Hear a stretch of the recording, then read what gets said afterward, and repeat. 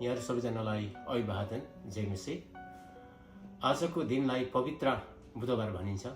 खजुरी आइतबारदेखि गनेर ल्याउँदा आज पवित्र हप्ताको चौथो दिन हो। यो दिनलाई पूर्वी इसाई मण्डलीहरूले पवित्र बुधबार भन्ने गरे तापनि पश्चिमा इसाई मण्डलीहरूले कहिलेकाहीँ जहाजुस बुधबार पनि भन्ने गर्छन्, किनभने आजकै दिन यहुदा इस्करियोतले चाँदीको 30 सिक्काको लागि यीशुलाई धोका दिएको थियो।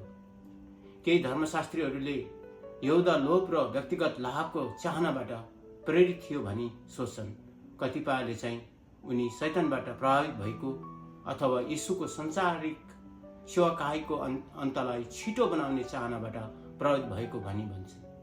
तर समस्त जगतको उद्धारको निम्ति यो परमेश्वरको योजना थियो।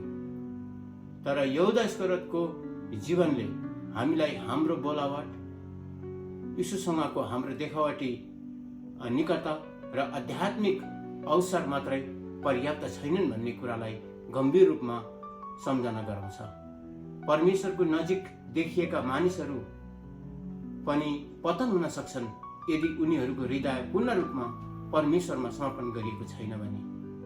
हामीलाई यहुदा इस्करियोतको चरित्रले पश्चाताप, हाम्रो हृदयको रक्षा र शत्रुको प्रतिरोधको मूल्यको सम्झना गराउँदछ।